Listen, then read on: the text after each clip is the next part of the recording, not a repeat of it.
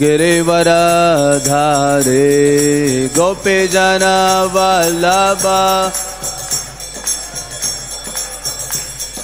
गोपीजन वल्लभ गिरिवरधारे गोपीजन वल्लभ यशोदानंदन व्रज जन रंजन यशोदानंदन यशोदानंदन व्रज जन रंजन यमुना तेरा वनाचार्य यमुना तेरा वन यमुना तेरा वनाचार्य जय राधा माधव राधा माधव श्री राधे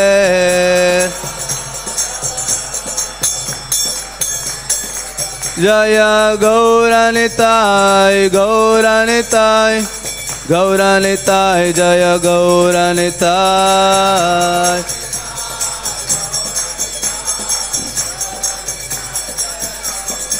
प्रभुपाद प्रभुपाद प्रभुपाद प्रभुपाद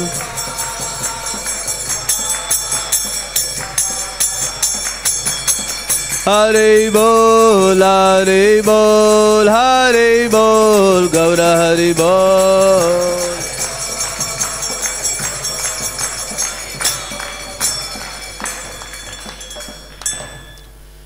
जय ओम विष्णुपाद परमहंस परिव्राजकाचार्य अष्टोत्तर शत Shri Srimad his divine grace A C Bhakti Vedanta Swami Srila Prabhupada की ISKCON BBT founder Acharya Srila Prabhupada की श्री श्री राधा पार्थ सारथी की श्री श्री निताय गौर सुंदर की श्री श्री सीताराम लक्ष्मण हनुमान की निताय गौर प्रेमानंदे।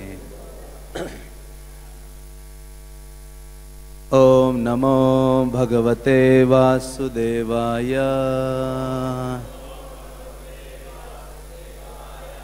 ओम नमो भगवते वासुदेवाय ओम नमो भगवते वासुदेवाय नारायणं नमस्कृत्य नरं चैव नरोत्तमं देवीं सरस्वतीं व्यासं ततो जयमुदीरयेत् नष्टप्रायेषु अभद्रेषु नित्यं भागवत सेवया भगवतीरुत्तमश्लोके भक्तिर्भवति नैष्टिकी। ग्रंथराज श्रीमद्भागवतम स्कंद 4 अध्याय 13 श्लोक संख्या 47।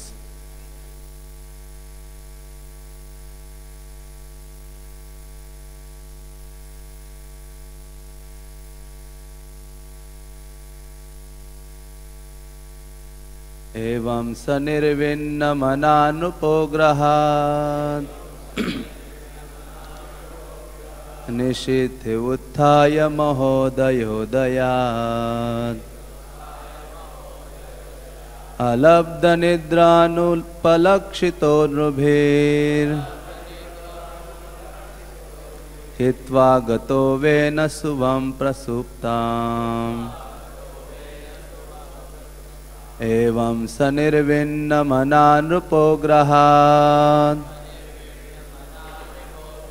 निशीथ उत्थाय महोदयोदयात्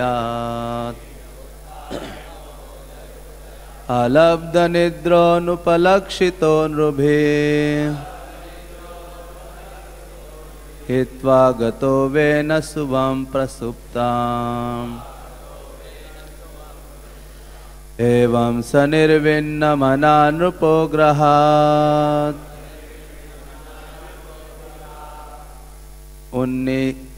निशीथ उत्थाय महोदयोदयात्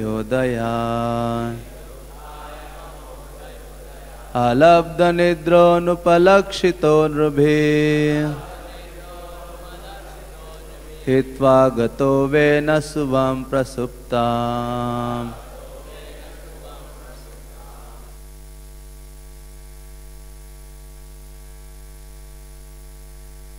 एवं स निर्विण्णमना नृपो गृहात्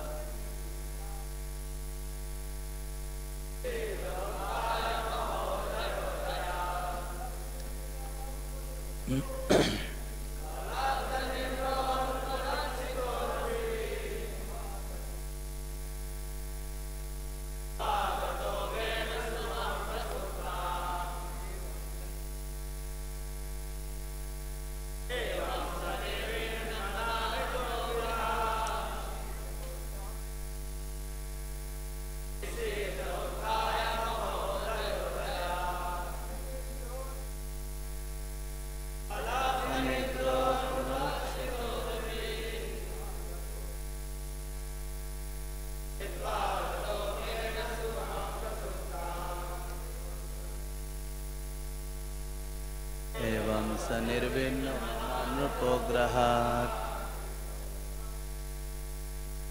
निशीत उत्थाय महोदयोदयात्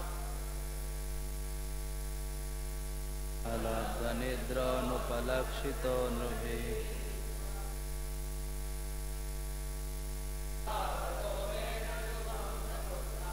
माताजी। एवं स निर्विण्णमना नृपो गृहात् निशीत उत्थाय महोदयोदयात् अलब्धनिद्रोऽनुपलक्षितो नृभिः स्वागतो में। माताजी। एवं स निर्विण्णमना नृपो गृहात् निशीत उत्थाय महोदयोदयात् अलब्धनिद्रोऽनुपलक्षितो नृभिः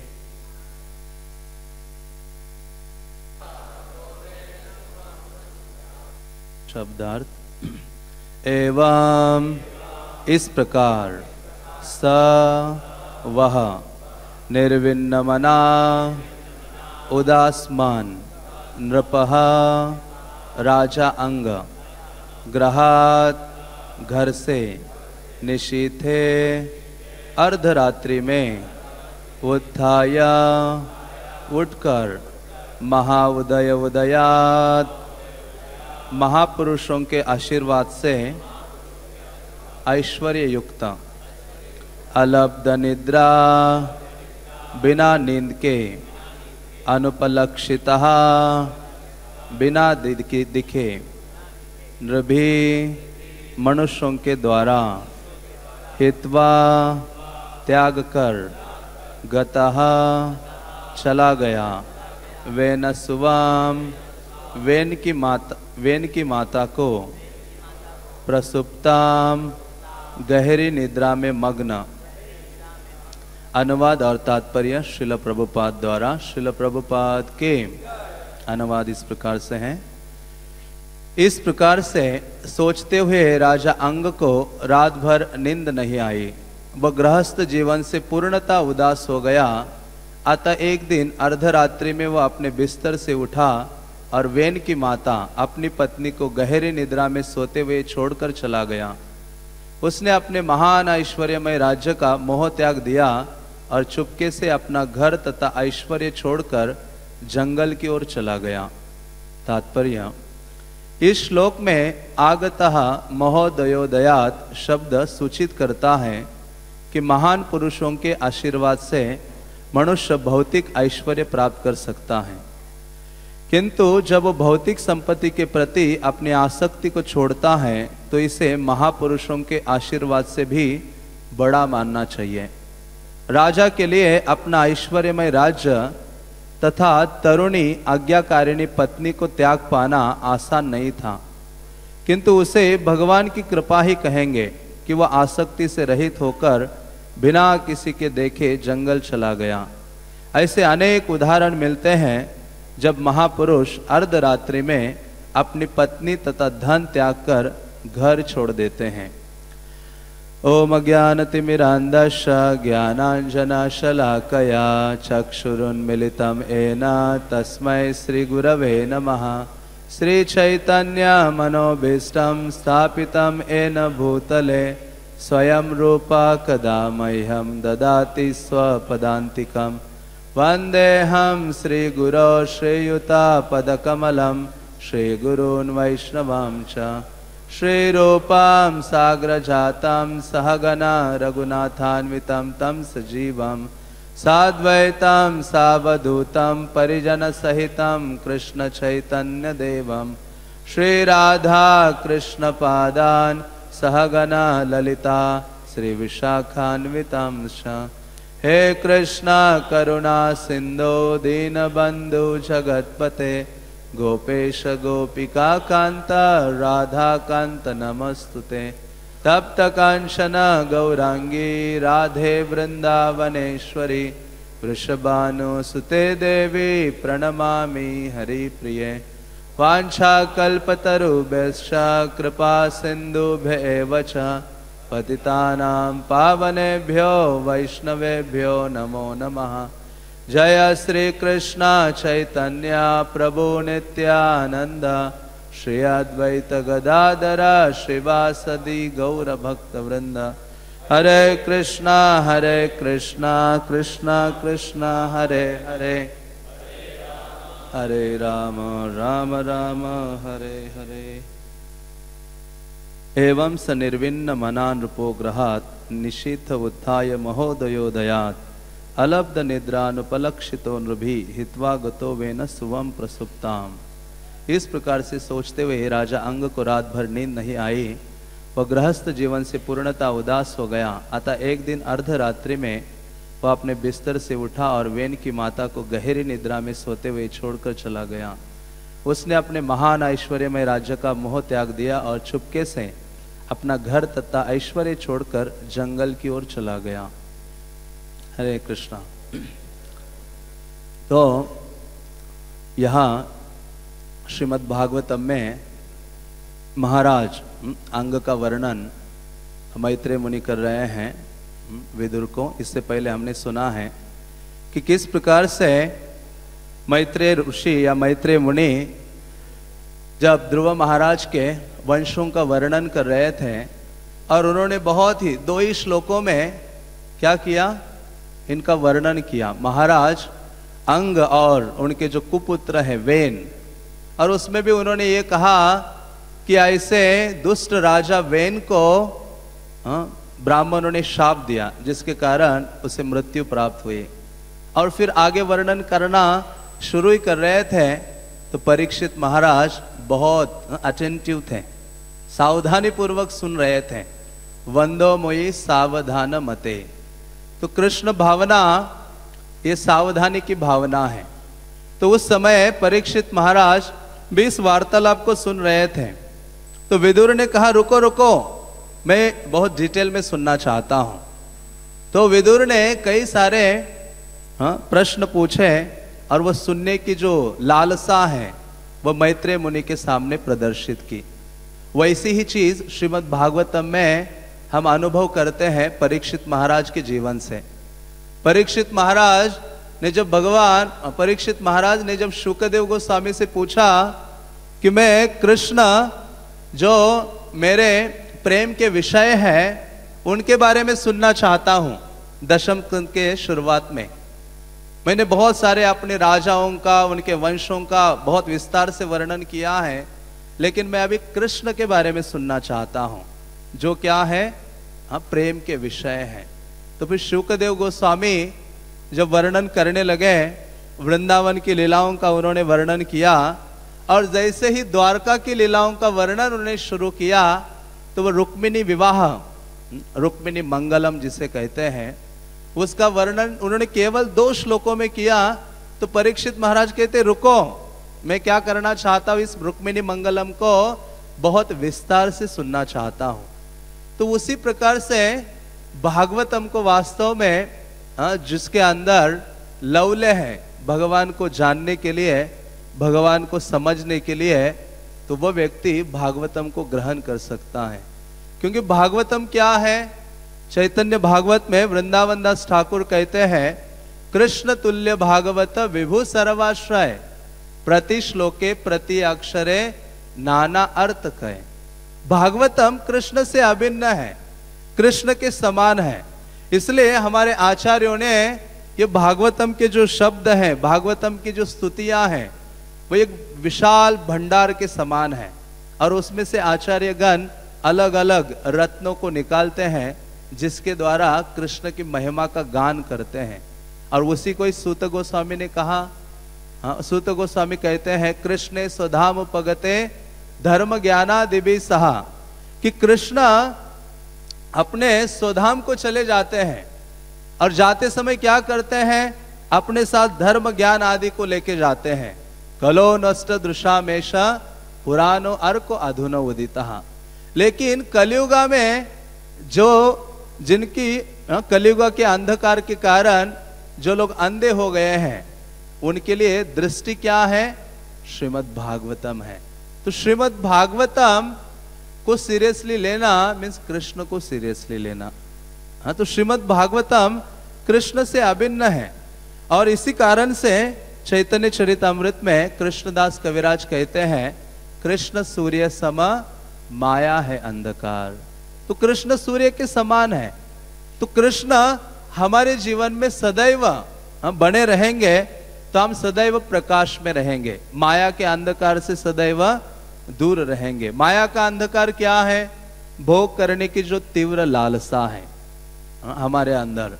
जैसे शास्त्र एक वर्णन आता है, कृष्णदास महाराज जो लंदन में प्रीच करते थे, उनके एक शिष्य उनके पास गए और उन्होंने कहा, गुरुदेव महाराज, मुझे बहुत लस्ट बहुत मुझे तंग कर रही है, काम वासना मुझे बहुत सता रही है, मुझे क्या करना चाहिए? तो उन्होंने कहा, शादी करो। उन्होंने कहा, इतना क्विक आंसर क्यों दे रहे हैं मेरे गुरु मुझे? वो फिर से उन्होंने कहा, दूसरी बार गए, फिर भी उन्होंने बोला कि मुझे क्या करना चाहिए? दूसरी बार भी कहा, शादी करो। तीसरी बार भी वो गए, तीसरी बार भी उनको कहा, क्या करो? शादी करो। लेकिन किसके साथ? श्रीमद् भागवतम के साथ।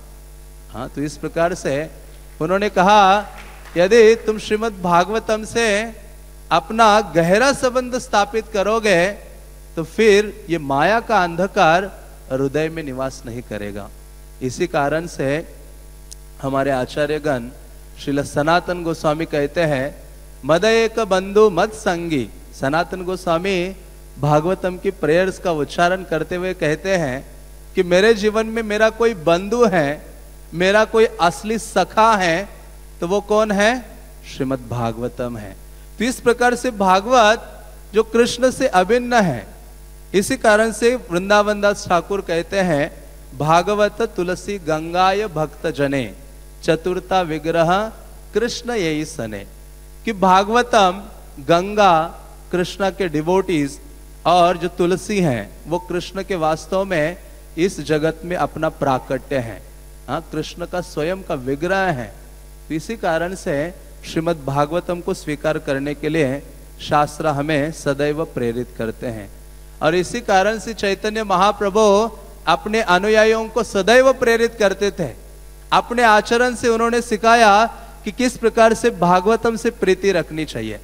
चैतन्य महाप्रभु नवद्वीप को छोड़कर जब जगन्नाथपुरी निवास करते हैं तो वहां भी गंभीरा में रहकर टोटा गोपीनाथ जाया करते थे, गदाधर के मुख से श्रीमद् भागवतम को सुना करते थे।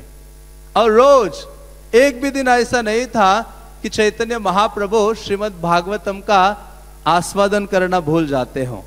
गदाधर पंडित के चरणों में जाकर बैठते थे एक प्रकार से, और उनके मुख से भागवतम की जो दिव्य कथाएं हैं उनको सुना करते थे।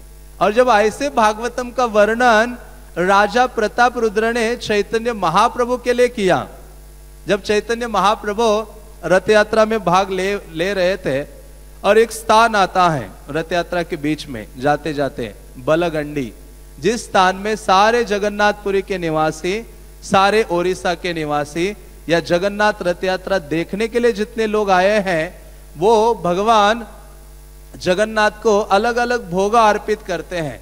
एक ऐसा स्थान है जहां जगन्नाथ जाके रुक जाते हैं और फिर सारे जो लोग भोग अर्पित करते हैं अपने अपने स्थानों में, तो वहां चैतन्य महाप्रभु देखते कि जगन्नाथ के आगे बहुत अधिक भीड़ हो गई है, तो वो स्थान को छोड़कर अपना नृत्य बंद करके एक वृक्ष के नीचे जाते हैं और चबूतरे पर लेट जाते हैं। और राजा प्रताप रुद्र हमेशा सोच रहे थे कैसे मुझे चैतन्य महाप्रभु की कृपा मिलेगी, क्योंकि चैतन्य महाप्रभु बहुत स्ट्रिक्ट सन्यासी थे। वो कहते थे राजा जो विषयी है और उसका संग करना मतलब विष का पान करना है, इसी कारण से वो उनसे हमेशा दूर रहते थे। लेकिन राजा प्रताप रुद्र के अंदर चैतन्य महाप्रभु की कृपा प्राप्त करने की तीव्र अभिलाषा थी और उन्होंने सार्वभौम भट्टाचार्य को अप्रोच किया और सार्वभौम भट्टाचार्य को कहा कि मुझे क्या करना चाहिए। तो सार्वभौम भट्टाचार्य ने कहा जब चैतन्य महाप्रभु बहुत थक जाते हैं और वृक्ष के नीचे आराम करते हैं उस समय तुम अपना राजवेश त्याग दो, वैष्णव वेश को धारण करो और श्रीमद् भागवतम के जो रास पंचाध्याय है उन श्लोकों का उच्चारण करो चैतन्य महाप्रभु के चरणों का मसाज करते हुए। तो राजा प्रताप रुद्र ने वैसे ही किया। जब चैतन्य महाप्रभु वृक्ष के नीचे रेस्ट कर रहे थे तो सारे डिवोटीज अलग अलग वृक्षों के नीचे थे। राजा प्रताप रुद्र ने अपना ऐश्वर्यमय उस वेश को त्यागा और उन्होंने वैष्णव वेश धारण किया और सारे वैष्णवों की कृपा याचना करते हुए चैतन्य महाप्रभु के चरणों में गए। जाकर चैतन्य महाप्रभु के चरणों का मसाज करने लगे और करते करते क्या सुनाने लगे, श्रीमद् भागवतम का जो रास पंचाध्याय है उसका वर्णन करने लगे, उन श्लोकों का उच्चारण करने लगे। और जैसे उन्होंने बोला तव कथामृतम तप्त जीवनम, ये श्लोक का जब उच्चारण किया, जो गोपियों ने इसका उच्चारण किया है, चैतन्य महाप्रभु जग गए। अचानक भावावेश में आकर चैतन्य महाप्रभु उठते हैं और जो राजा प्रताप रुद्र है उनका आलिंगन करते हैं और उनको कहते हैं भूरिदा भूरिदा कि हे तुमने क्या किया है, मुझे सबसे बड़े जो रत्न है वो मुझे आपने गिफ्ट के रूप में प्रदान किए हैं। तो चैतन्य महाप्रभु देखते नहीं है कि वो कौन है, राजा है या कोई और डिवोटी है।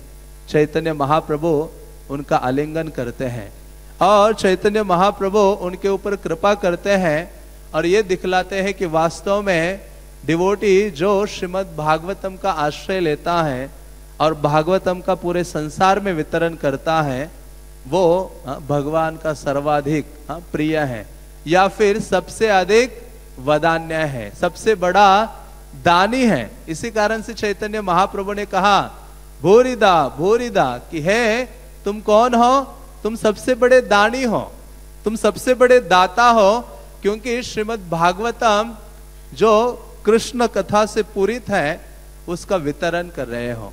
तो ऐसे श्रीमद् भागवतम में इस अध्याय में राजा अंग का वर्णन हो रहा है।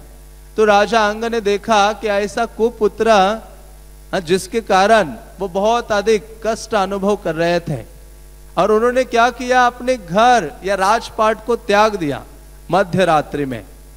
तो डिवोटी अपने जीवन में हमेशा कृष्ण का हाथ देखता है और जो भी कठिनाई आध्यात्मिक जीवन में आती है या जीवन में आती है उन सबको स्वीकार करता है और कृष्ण की ओर अधिक से अधिक पदार्पण करता है।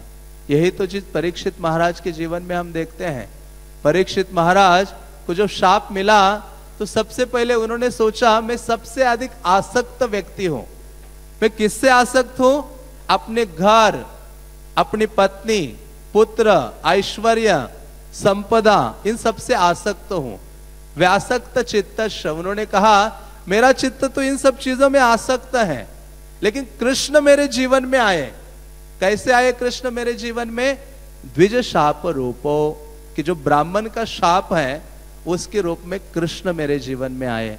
और इस चीज को परीक्षित महाराज ने एक वंडरफुल अपॉर्चुनिटी सोचा और उन्होंने क्या किया, त्याग दिया सारी चीजों को। त्यागना इजी है, लेकिन त्यागने के बाद क्या है, सबसे महत्वपूर्ण है शेल्टर ग्रहण करना। किस चीज से जुड़ रहे हैं हम? इजीली हम घर सारी चीजें त्यागते हैं, लेकिन आके क्या नहीं ग्रहण करते? प्रॉपर शेल्टर ग्रहण नहीं करते। परीक्षित महाराज के साथ ऐसे नहीं था। परीक्षित महाराज ने त्यागा, लेकिन वो जाकर गंगा का आश्रय ग्रहण करते हैं, गंगा के तट पर जाते हैं, वैष्णव के चरणों में गिरते हैं और उनसे कहते हैं कि मुझे अभी जो तक्षक सांप है, जिसको पंख है, उड़ने वाला है, उससे कुछ भय नहीं है। गायतः विष्णु गाथा, है वैष्णव आप क्या करो?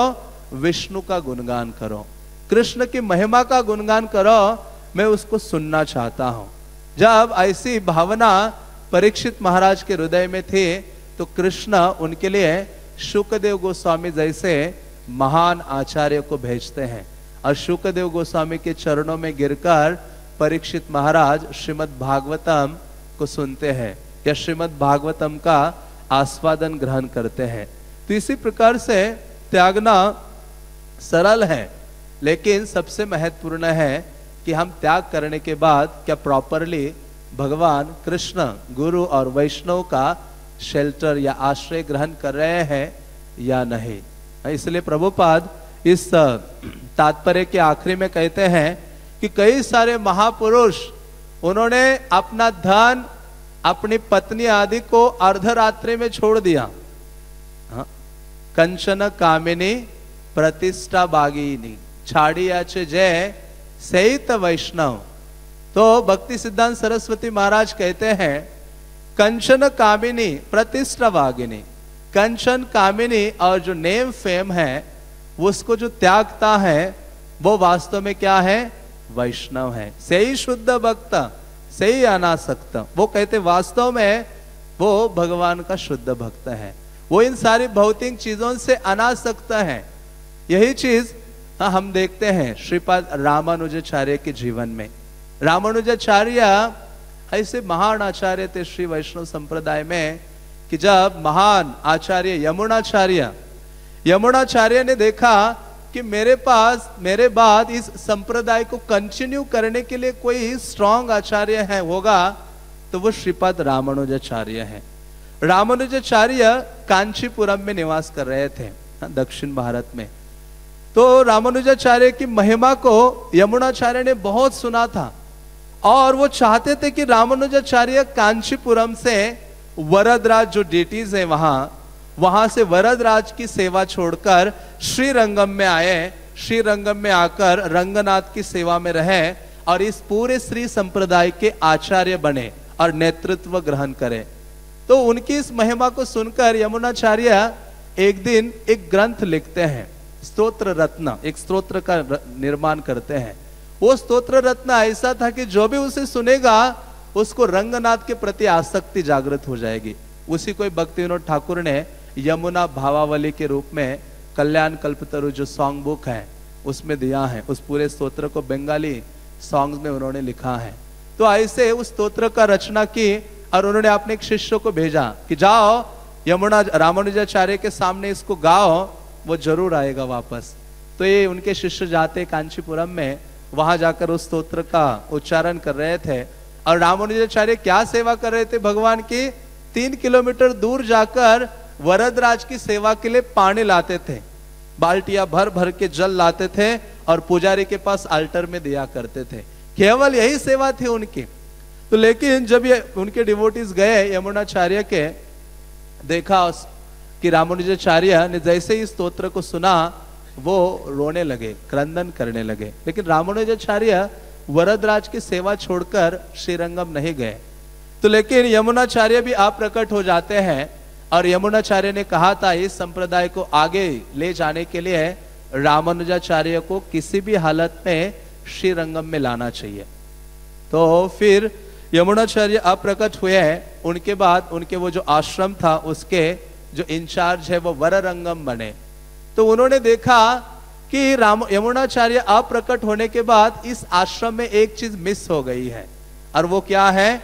कृष्ण कथा। यमुनाचार्य जैसी कृष्ण कथा करते थे, शास्त्रों को एक्सप्लेन करते थे, उनके बाद कोई और आचार्य, कोई और डिवोटी के पास वो योग्यता नहीं थी। तो वररंग कहते हैं कि मुझे लगता है कि केवल रामानुजाचार्य आएंगे तो वही इस कृष्ण कथा को आगे बढ़ा सकते हैं। तो इन सब ने चूज किया कौन जाएगा रामानुजाचार्य को लाने के लिए, कौन उनको दीक्षा देगा। तो सबने कहा महापूर्ण। हम महापूर्ण जो यमुनाचार्य के शिष्य थे, तो महापूर्ण को भेजा।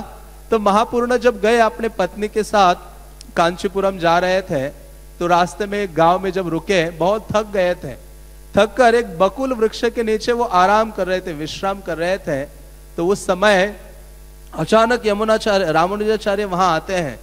रामानुजाचार्य आकर महापूर्ण को कहते हैं कि मैं आपसे दीक्षा ग्रहण करना चाहता हूं, क्योंकि मुझे भगवान वरदराज जो वर देने में श्रेष्ठ है, उन्होंने मुझे इंस्ट्रक्शंस दिए हैं।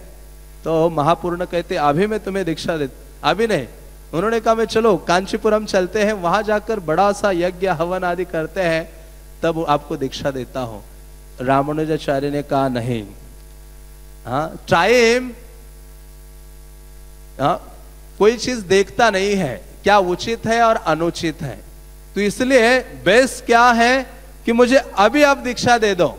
तो महापूर्ण ने उस बकुल ट्री के नीचे यज्ञ हवन जलाया, आग फायर जलाए, और उसमें उस संप्रदाय में शंख और चक्र के जो चिन्ह है वो जलाए, और उनके दोनों भुजाओं में उसके निशान उन्होंने लगा दिए, और फिर उनके कान में विष्णु मंत्र का उच्चारण किया और रामानुजाचार्य को दीक्षा दी। तो रामानुजाचार्य अपने गुरु को लेकर कांचीपुरम जाते हैं और अपने घर में ही उनका निवास रखते हैं। आधा घर अपने गुरु के लिए देते हैं, आधा घर अपने लिए, अपनी पत्नी और इन दोनों के लिए वो निवास प्रदान करते हैं। तो रामानुजाचार्य 6 महीने तक महापूर्ण से अलग अलग शास्त्रों की व्याख्या और शिक्षा ग्रहण कर रहे थे, और रामानुजाचार्य बहुत अधिक खुश थे महापूर्ण की संग में। तो महापूर्ण और रामानुजाचार्य एक दिन बाहर जाते हैं। जब ये दोनों बाहर गए तो इन दोनों की जो पत्नियां हैं वो एक ही साथ पहुंच गई थी कुएं में पानी लाने के लिए। तो जब महापूर्ण की पत्नी ने पानी लिया कुएं से, अपना घड़ा भर दिया, और रामानुजाचार्य की पत्नी ने भी जल ले लिया और अपना घड़ा भर दिया, और महापूर्ण की जो पत्नी पानी और ले रही थी, तो उसके हाथ से पानी की कुछ बूंदे जाकर रामानुजाचार्य के पत्नी के घड़े में गिरती हैं। वैसे ही वो खूंखार थी, गर्जना करने लगी, अरे नीच, आपने आपको समझती क्या है, कौन से कुल की हो। अभी रामानुजाचार्य ने अपने गुरु को अपने पत्नी को दीक्षा देने के लिए भी कहा था, महापूर्ण ने इन दोनों को दीक्षित किया था, लेकिन ये आसुरी स्वभाव की पत्नी थे, वर कंबला ऐसे कुछ नाम था। उन्होंने कहा रक्षा कंबला, तो उन्होंने कहा कि मैं तो बहुत उन्नत परिवार की हूं, तुम तो नीच हो, तुम्हारे पिता का परिवार नीच है, अधम आदि है। तो बहुत कुछ डांटने लगी। उन्होंने कहा मेरे पति को बुद्धि हुई जो आपके पति का आश्रय ग्रहण किया है। तो ऐसी बहुत सारी चीजें उनको बोली। तो महापूर्ण की पत्नी एक भी शब्द उच्चारण नहीं कर रही थी, वो केवल रोते जा रहे थे, आंसुओं की धारा बहते जा रहे थे। और वापस घर आती है तो उस समय महापूर्ण आते घर और पूछते अपने पत्नी को क्या हुआ। तो वो कहते हैं कि रामानुजाचार्य की पत्नी ने मुझे इस प्रकार से मेरे साथ व्यवहार या बर्ताव किया है। तो महापूर्ण ने देखा कि ये शायद भगवान रंगनाथ की योजना है, क्योंकि कांचीपुरम में मैं आया हूं, वरदराज की सेवा यहाँ कर रहा हूं, बहुत लंबा समय बीता, वहां श्रीरंगम में रंगनाथ चाहते हैं कि मैं जल्दी आऊं वापस उनकी सेवा करने के लिए। तो उन्होंने सोचा कि ये उचित नहीं है, चलते अभी वापस हम। रामानुजाचार्य का इंतजार किए बिना ही उन्होंने सारा सामान पैक किया और वो चलने लगे श्रीरंगम की ओर। और यहाँ रामानुजाचार्य वापस आते हैं, और रामानुजाचार्य गए थे अपने गुरु के लिए कपड़े और कई सारा सामान खरीदने के लिए, ताकि उनको दीक्षा उनको ये भेंट मैं दे दूं। तो ये सारा सामान लेके आए, देखा अपने गुरुदेव है नहीं वहां, उनकी पत्नी भी नहीं है। अपने पत्नी को पूछा, वो कहती है कि मैंने इस प्रकार से व्यवहार किया। उनकी पत्नी कहती है कि मुझे लगता है कि साधु को कभी क्रोधित नहीं होना चाहिए, लेकिन आपका जो गुरु है उसको इतना क्रोध क्यों है? हाँ, ऐसे आपके गुरु को मैं 1000 दंडवत लगाती हूं। और जब देखा रामानुजाचार्य का ना, अरे नीच, तुम्हारा जो मुख है वो देखने मात्र से पाप शरीर में प्रकट हो सकते हैं। हाँ? तो रामानुजाचार्य ने कहा कि ये जो सामान मैं अपने आध्यात्मिक गुरु के लिए लाया हूं, ये भगवान वरदराज की सेवा के लिए ले जाता हूं मैं। तो वो मंदिर चले गए वरदराज की ओर।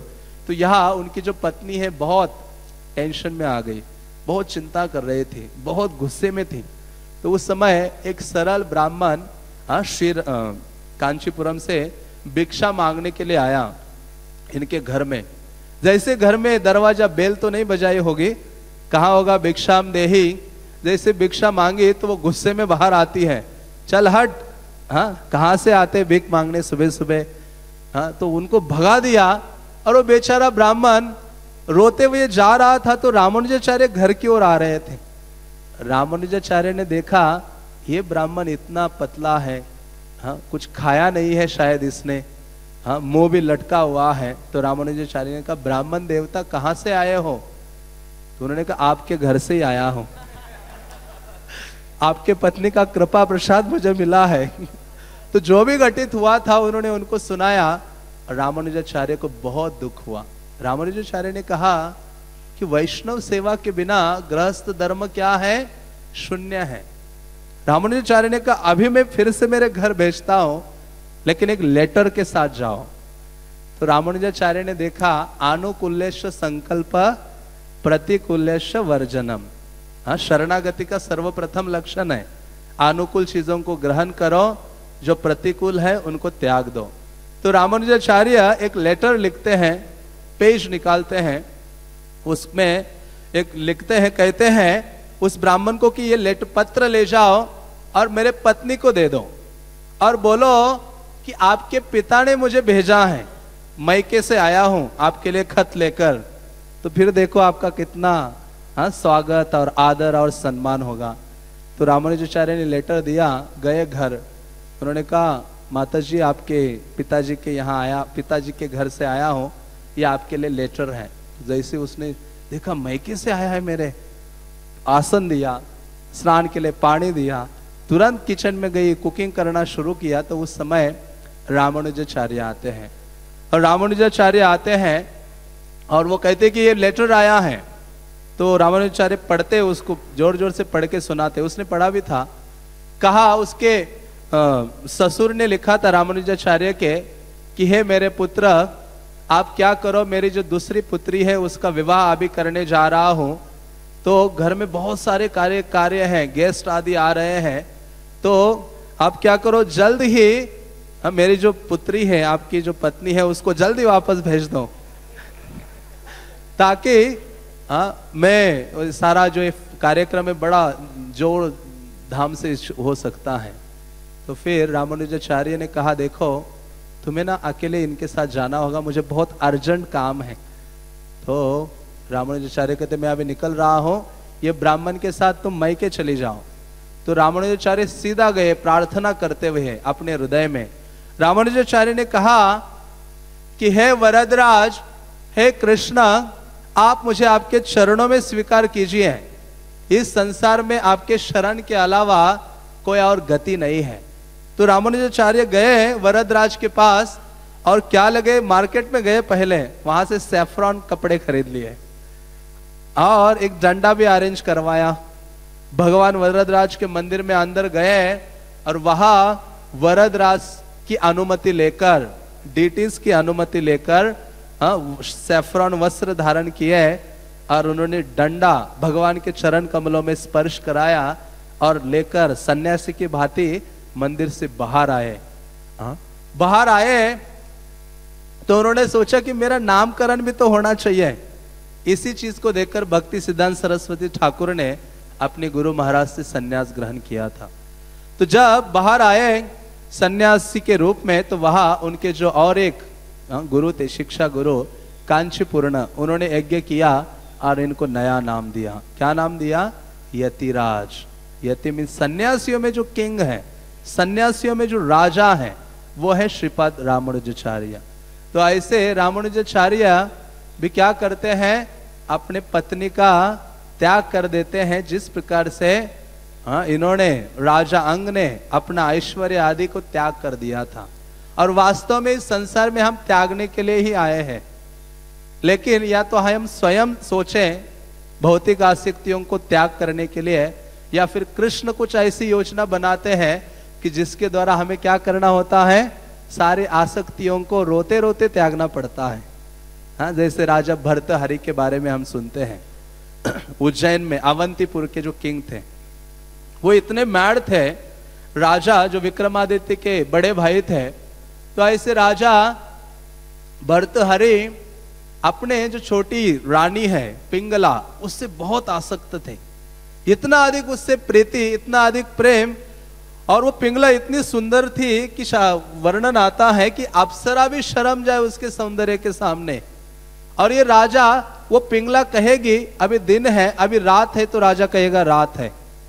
अभी दिन है तो राजा क्या कहेगा, दिन है। मतलब राजा उस पिंगला रानी के हाथ का कठपुतली बन चुका था और इतना आसक्त था, हर चीज उसके लिए सोचता रहता था। तो एक दिन उनके राज्य में एक ब्राह्मण थे जो बहुत दरिद्र था और उसके पास खाने के लिए नहीं था। तो ये ब्राह्मण और उनकी पत्नी जंगल जाते हैं और ब्राह्मण बहुत गहरी तपस्या करता है, इतनी तपस्या कि वो ब्राह्मण सूखते हुए जा रहा था। तो देवताओं को उनसे थोड़ी सी उनके ऊपर दया आई और उस ब्राह्मण को कहा, क्या आपको हम एक फल देते हैं। उस ब्राह्मण को एक फल दिया, जो फल खाकर क्या रह सकते हो, अमर रह सकते हो। वो ब्राह्मण को दिया और कहा कि इस फल को खाओ और आप अमर हो जाओ। तो ब्राह्मण उस फल को लेकर अपने पत्नी के पास आता है, पत्नी को कहता है कि इस फल को हम खा सकते हैं, अमर रह सकते हैं। पत्नी ने कहा नहीं, इतना लंबा जीवन यापन करने से क्या लाभ, हम अभी भी दरिद्री हैं, बहुत अधिक गरीबी है, खाने के लिए नहीं है, रहने के लिए ठीक नहीं है, पहनने के लिए नहीं है, बेस्ट है ये फल राजा को दे दो। तो ब्राह्मण बेचारा जाता है, राजा को वो अमर फल दे के आता है। राजा कहता है, राजा उनको धन आदि देता है। तो राजा ने जैसे फल हाथ में आया तो सबसे पहले किसका स्मरण हो आया उसे, अपनी रानी का। क्योंकि जिनसे आप आसक्त हो उनको आप सबसे बेस्ट चीज अर्पित करना चाहते हो। जिनसे आसक्त हो उनके बारे में आदि का आप बोल सकते हो। तो वैसे ही वो राजा के हाथ में जैसे फल आया, उसने सोचा मैं इसको खाऊंगा तो हमेशा युवा रहूंगा, नौजवान।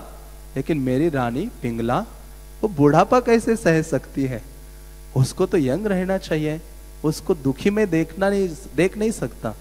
तो उन्होंने गया रानी के पास और कहा, हाँ हे प्रियतमा, आपके लिए सुंदर फल है।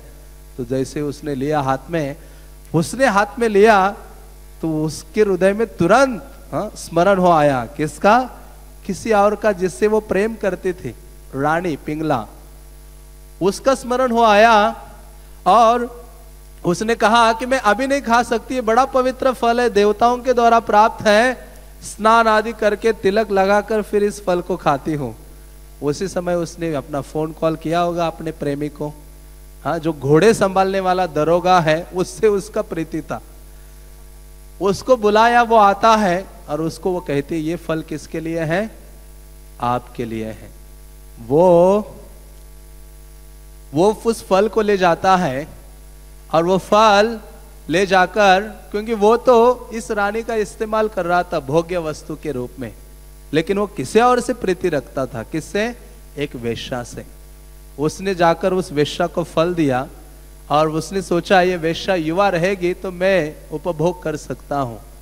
तो फिर वो वेश्या ने सोचा, ये फल मैं खाकर युवा हमेशा जवान क्यों रहो, हाँ, बेटर है कि ये किसको देना चाहिए, हाँ, राजा को देना चाहिए। तो राजा उस दिन महल में अपने सारे मंत्रियों के समक्ष था और वहां निवास कर रहा था, बैठा था। अचानक वो वेश्या आती है, अपने कर कमलों से राजा को वो फल अर्पित करती है। राजा का चेहरे के सारे रंग उड़ जाते हैं और राजा पीला फीका पड़ जाता है और राजा क्रंदन करने लगता है, अपना माथा पीटने लगता है। और वो राजा कहता है, याम चिंतयामि सततम मयि सा विरक्ता साप्यन्यमिच्छति जनम स जनोन्य सकता या चिंतयामि सततम। जिसका मैं चिंतन करता हूं सदैव वो किसी और का चिंतन करती है और वो भी किसी और का चिंतन करती है। तो इस प्रकार से उन्होंने कहा कि मैं मेरे रानी का भी धिक्कार करता हूं, वो जिससे प्रेम करती है उसका भी धिक्कार करता हूं, और वो भी किसी और से प्रीति रखता है उसका भी धिक्कार करता हूं, और ये सारा नाटक चलाने वाला जो कामदेव है उसका भी धिक्कार करता हूं। तो इस प्रकार से शास्त्र या ऐसी घटनाएं हमें प्रेरित करती हैं कि किस प्रकार से यदि हम अपने जीवन में कृष्ण का हाथ देखते हैं तो हम सरलता से कृष्ण के शरणागत हो सकते हैं। या तो अपने आसक्तियों को हम स्वयं त्यागने के लिए तैयार हो, या फिर वो आसक्तियां कृष्ण हमसे क्या करते हैं, छुड़वा देते हैं। तो महाराज अंग देखते हैं कि ये कृष्ण की योजना है कि मुझे ये कुपुत्र मिला है, जिसके कारण वो मध्य रात्रि में अपना ऐश्वर्य, अपनी सुंदर भार्या का त्याग करते हैं और वन में गमन करते हैं। हाँ, कृष्ण प्राप्ति हेतु। चैतन्य महाप्रभु का से भी हम उनकी लीला में देखते हैं। चैतन्य महाप्रभु ने जब नवद्वीप में निमाई पंडित के रूप में थे तो एक दिन वो बाबावेश में आकर अपने एक स्थान में बैठे थे और वहां बैठकर जोर जोर से चिल्ला रहे थे, गोपी गोपी गोपी। तो एक युवक जो स्टूडेंट है वो आया, उन्होंने कहा कलयुग धर्म है हरिनाम संकीर्तन, कृष्ण का नाम लेने के बजाय गोपी गोपी क्या चिल्ला रहे हो। निमाय पंडित उठे डंडा लेकर भाग गए उनके पीछे। हाँ, भागे तो बेचारा अपना जीवन बचाने के लिए भाग रहा था। तो फिर वो सारे स्टूडेंट ने कहा, ये निमाय आपने आपको समझता क्या है, हम भी तो ब्राह्मण के बालक हैं, हमारे पास भी योग्यता है, शक्ति है, ज्ञान है, सामर्थ्य है। अगली बार से ये ऐसा करेगा तो हम सब मिलके उसकी पिटाई करेंगे। तो चैतन्य महाप्रभु ने कहा कि मैं तो ये भव रोग को खत्म करने के लिए आया हूं, ये लोग मेरा अनादर करेंगे, ये मुझसे ईर्ष्या करेंगे तो ये भौतिक जगत में हमेशा बंधे रह सकते हैं। तब चैतन्य महाप्रभु के हृदय में एक विचार आया। कौन सा विचार आया? संन्यास ग्रहण करने का। चैतन्य महाप्रभु ने सोचा कि मैं अभी जल्द ही अपने सूत्र का त्याग करने वाला हूं, शिखा का त्याग करने वाला हूं, हाँ, संन्यास ग्रहण करने वाला हूं। तो चैतन्य महाप्रभु अपने 5 डिवोटीज को बताते हैं कि मैं संन्यास ग्रहण करने वाला हूं, और ये बात विष्णु प्रिया और सची माता को भी पता चलती है। तो विष्णु प्रिया का तो अभी अभी विवाह हुआ था, सची माता के पास कोई और दूसरा शेल्टर नहीं था, आश्रय नहीं था चैतन्य महाप्रभु के अलावा। लेकिन चैतन्य महाप्रभु अपने निश्चय में फिक्स थे कि मुझे संन्यास ग्रहण करना है। तो चैतन्य महाप्रभु संन्यास दूसरे दिन घर छोड़ के चले जाने वाले थे। तो उसकी जो पहली रात्रि है या दिन है, उसमें सारे नवद्वीप के अलग अलग डिवोटीज महाप्रभु को मिलने के लिए आते हैं, उनके लिए गिफ्ट्स लाते हैं, मालाएं लाते हैं। और जब लेट इवनिंग होता है तो एक डिवोटी आता है। कौन थे वो? कोलावेचर श्रीधर। कोलावेचर श्रीधर आते हैं कि क्या लेके जाओ मैं निमाय पंडित को अर्पित करने के लिए। उन्होंने अपने झोपड़ी के ऊपर देखा एक कद्दू है, कद्दू को उठाया और चल पड़े। जाकर आखिरी गिफ्ट महाप्रभु ने कुछ नवद्वीप में स्वीकारी है, तो वो क्या है? पम्पकिन, वो जो कद्दू है।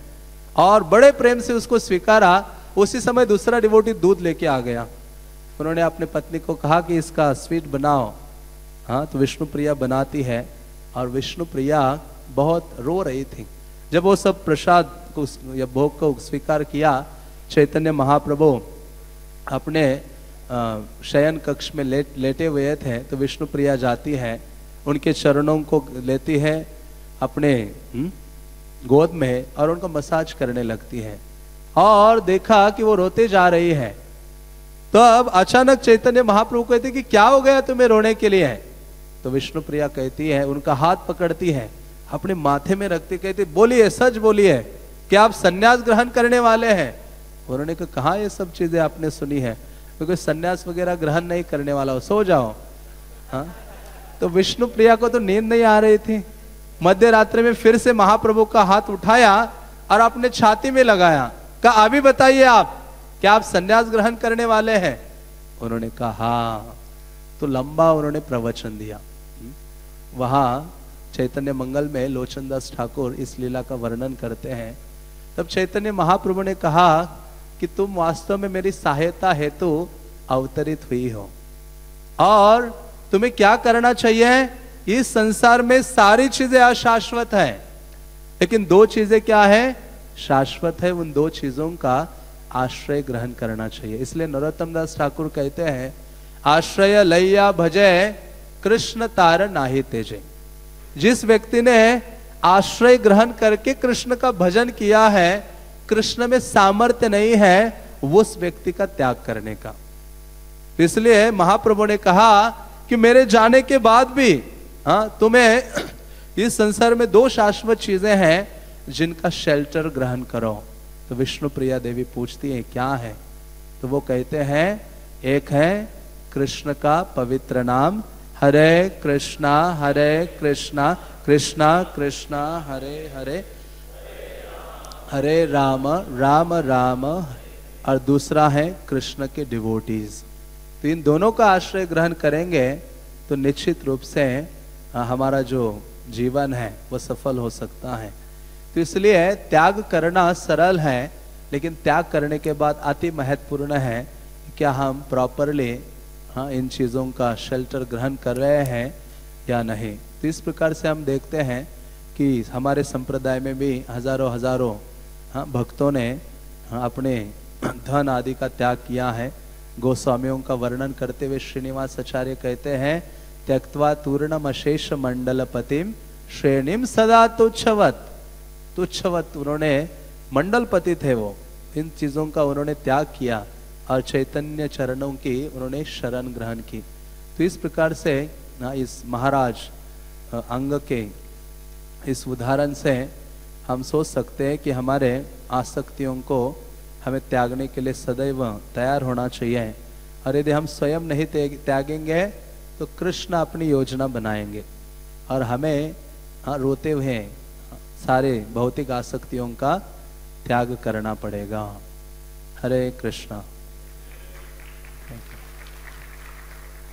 तो यहाँ वरिष्ठ वैष्णव हैं, विशेष रूप से जीतामित प्रभु आदि कुछ समीक्षा दे सकते हैं। हरे कृष्णा। धन्यवाद प्रभु जी, बहुत अच्छा इन्होंने जो है प्रवचन दिया और उदाहरण रामानुजाचार्य का दिया, भर्तृहरि का दिया, चैतन्य महाप्रभु का दिया। तो और ये सब मतलब बताने के लिए कि जो उन्नत भक्त होते हैं वो कैसी चेतना में रहते हैं और भगवान के संकेत को जान लेते हैं। तो यहाँ अंग महाराज की भी स्थिति है, तो उन्होंने भी भगवान का संकेत जान लिया। वैसे पुत्र प्राप्ति के लिए यज्ञ किया था, अंग महाराज का हर कार्य निर्दोष था और यज्ञ कुंड से जो यज्ञ पुरुष प्रकट हुए उन्होंने खीर दी महाराज अंग को। तो ये तो बहुत पवित्र खीर थी और उससे भगवान का जन्म होना था। जैसे कि दशरथ महाराज के यज्ञ में भी यज्ञ कुंड से अग्नि से जो है यज्ञ पुरुष प्रकट हुए और खीर दी थी। तो भगवान के मतलब 4 अवतार हुए, 4 रूपों में भगवान ने जन्म लिया। तो वही तो मतलब ये भी था। और महाराज पृथु का जन्म होना था, वास्तव में उस खीर से महाराज पृथु का जन्म होना था। लेकिन महाराज अंग का जो है कुछ पिछले जन्म का ऐसा कर्म था कि वे मतलब पिता नहीं बन सकते, फिर भगवान के पिता तो मतलब नहीं बन सकते। तो कुछ ऐसा मतलब बाधा थी उनके पिछले जन्म की, जिसके कारण उनको जो है कुपुत्र प्राप्त हुआ। और महाराज अंग समझ गए अब पृथु महाराज का जन्म तो होना है, लेकिन महाराज अंग जब चले जाएं तभी भगवान का जन्म होगा। मतलब उनको भगवान का पिता बनने का श्रेय नहीं मिलना है। कुछ ऐसी मतलब उनके पिछले जन्म की बाधा थी। और महाराज अंग जो है इस बात को समझ गए, तो भगवान की प्राप्ति के लिए, अब भगवान उनको ऐसे प्राप्त नहीं होंगे, पुत्र के रूप में प्राप्त नहीं होंगे, तो उन्होंने भगवान को प्राप्त करने के लिए वन की राह ली।